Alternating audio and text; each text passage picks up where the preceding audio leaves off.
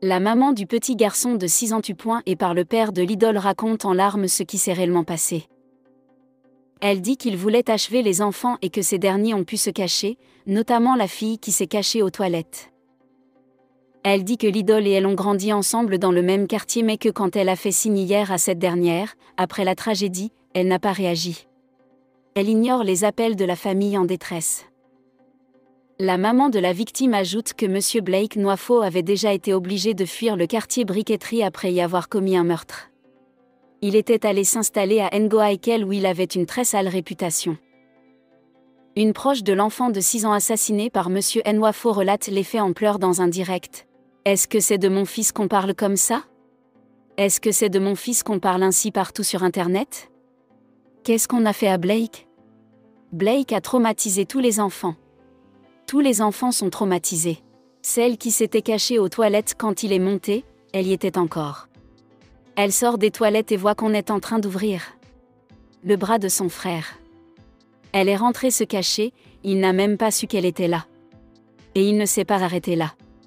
S'il avait seulement taillé le bras, on aurait peut-être pu sauver l'enfant. Il a taillé le bras, la gorge et la veine quand il est sorti après ça, il a bloqué la route, personne ne monte, personne ne descend. Il disait, « Je veux 3, je suis venu pour en chercher 3. J'en ai eu un seul, je veux 3 points. Les autres étaient là, devant tout le monde. » Il ne s'est même pas caché. Quand on va annoncer ça à mon frère, qui était avec ses amis et pensait que c'était juste une dispute entre hommes, et que tout était revenu au calme. Quand il apprend ce qu'il s'est passé à la maison, il monte en courant. Ce n'était pas dans l'espoir de tomber sur ce monsieur. Sa priorité, c'était de sauver son enfant. Mon frère se retrouve à bagarrer avec le monsieur. Quand il le plaque, le monsieur est en train de crier « Je veux les 2 autres points » et elle se vantait, il n'avait aucun remords, il n'était même pas conscient de l'acte qu'il venait de commettre. Mon frère, sous le coup de la colère, le touche. La première chose qu'il a devant lui, c'est une bouteille. Et c'est cette bouteille-là qu'il appuie sur sa tête. Ensuite, tout le quartier est sorti pour lui prêter main forte.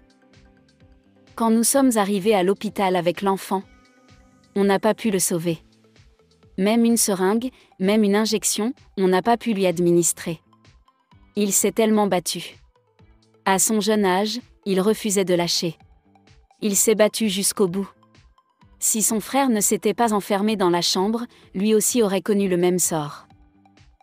Tout le quartier parle de ce monsieur. Cyril, la mère de l'enfant victime de M. Nwafo, s'exprime. « Il est presque 4 heures du matin, mon bébé, et je n'arrive pas à fermer l'œil. Le film de Ton Yamor tourne en boucle dans ma tête. Je regarde les publications, je lis entre les blogueurs qui inventent des versions qui n'ont rien à voir avec la vérité, essayant presque de faire passer le coupable pour une victime, et les commentaires encore plus éloignés de la réalité. Je me dis qu'aucune parole, aucune version ne te ramènera. Rien ne ramènera mon petit ange. Tu étais là, tranquillement devant la télé. Et cet homme est entré. Il t'a arraché à la vie, simplement parce qu'il venait de se disputer avec ton père dans un bar du quartier. Une dispute banale, sans couteau. Il est rentré chez lui, a pris un couteau, et il est venu jusqu'à chez toi, pour te prendre la vie. Pleurs sonores. Vole mon ange. Mon petit bébé, je ne te verrai plus, je ne t'entendrai plus. La mort ne pourra jamais arrêter l'amour. Je resterai ta maman pour toujours. C'est vraiment horrible cette histoire. L'idole face à l'indicible, quand l'héritage du sang dépasse les mots. Le 10 mai 2025, un acte d'une brutalité inimaginable secouait la ville de Yaoundé. Le père de la slameuse camerounaise Lidol était accusé d'avoir mortellement poignardé un enfant de 6 ans, dans ce qui semble être un règlement de compte virant au carnage. Si la justice suit son cours, l'opinion publique, elle, s'est rapidement tournée vers la fille du présumé meurtrier, Lidol. La slameuse connue pour sa parole engagée, son verbe doux mais puissant, se trouve aujourd'hui dans une posture tragiquement inconfortable. Ni victime, ni coupable, elle est pourtant prise dans le tourbillon émotionnel d'un pays qui cherche des repères. Un sens. Jusqu'à présent, l'idole est restée silencieuse. Un silence que certains qualifient de pudeur, d'autres de fuite.